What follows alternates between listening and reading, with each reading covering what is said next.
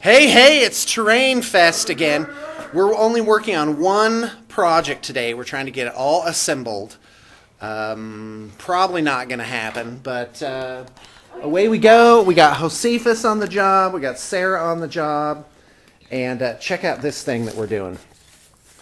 I saw Aliens versus Predator, and those little face huggers had something like this. So this is a creepy little thing. Almost looks like a skeletal hand. And so here's how you do it. You got your base, and then you carve out of foam this shape and sand it down. And then you can take a soldering iron. We have one where we've cut off the tip so it's very flat. And then just you make these little finger bones, which you cut the rough shape out and then sand it. And then again with the sockets, and then you put the fingertips on, and then you end up with something that looks like that. Isn't that cool? We got a big old pud of expanding insulation foam. I found out that if you let it dry mostly, it will make this sort of shell. Look at that. And if you pull it up, it's all really stringy. And that can make for some interesting effects on your models.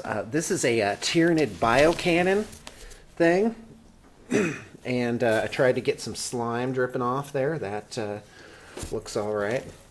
And originally I was going to have two big sort of rounded feed pods there, but that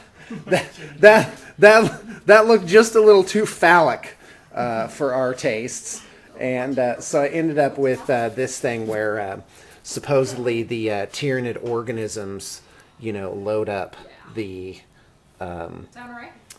ammunition into these little tubes. So there you go. We got Josephus over here working on some capillary towers. We're going to make about a zillion capillary towers. And something I'm going to do different on this one is I'm going to put each one on an individual base rather than clusters of them. That'll give a little more flexibility there. And then we have these little egg pods here with some hot glue on the edges. And these are just wood things that you buy at a craft shop. They look like this, kind of, with this gold screen. Yeah, an ornament thing. I don't know what they end up being, but and again with the expanding insulation foam on that. Now with expanding insulation foam, which looks like this, by the way, you want to be sure to wear latex gloves like this. I'm a huge fan of all safety equipment, as you know, and because if you get this stuff on your skin, the only way to get it off is to regenerate a new layer of skin.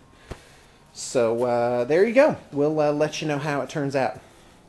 Awesome. Shouldn't you be working? I'm waiting for new orders, Kim. Joseph's like, hey, it's after shift 2. This is what we've come up with. I think it's about 50 pieces here. And all I got to say is, this is a watershed project. I've come up with some really good ideas this time that may influence future projects. First off, in a hive ship, how are you going to define the edges of the various rooms?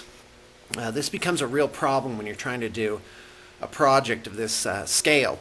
And what I came up with is maybe instead of walls or creating like passageways, like flats, like the Dungeons and Dragons stuff, I'm going to create more of these capillary tower things. These are smaller ones that we did. So basically, these will be arranged, like ribbing around the edges of a room. And that in itself will define the interior area of a space, which also, in my opinion, gives sort of the impression of a like it's the space between the markers or the towers is kind of nebulous. Like, is there something hiding in there? It's kind of dark, sort of that Aliens feel where they could just jump out at you at any place. It also allows more or less for an almost infinite number of combinations. Like, you can make one really huge room, you can make a hallway, you can really do a lot with this. And the plan is to get some sort of sheet and actually do some painting on that so that it will form kind of a base, so the floor isn't just, your kitchen table. And there's more pieces. These spore chimneys turned out really good. These are bored out with a heavy-duty soldering iron. This is a twin-linked biocannon, which is going to be part of this bad girl right here. This big spider thing can be played as a dominatrix, as a hierophant, as a barbed hierogial. Probably a little too big for that, but certainly great in an epic game. And we're going to magnetize this all together so that it can be also possibly used as a piece of terrain. I'm really not sure. I'm really not absolutely sure if I want to just maybe just have it be one giant piece. There may be problems with shipping it. So really not much to say. This is kind of a top piece. I had a lot of misgivings about this shape. To me it looked kind of like a horseshoe crab. But you really just can't win with something like this. There's the cannon. So there's a single cannon, and then what I just showed you, this dual thing over here. And so that's still drying. What else? It's got like a little eye or sensor pod thing. I am going to add a tail on the back that kind of comes out of this thing, and I think that will help get rid of the crab effect. And just so you know, this is over 1 foot tall. It's really quite a humongous piece. So I'm really proud of how that turned out. I think yesterday you saw these bio cannons. These are like Tyranid ship cannons. We made this Carnifex coming out of some kind of mycetic spore thing.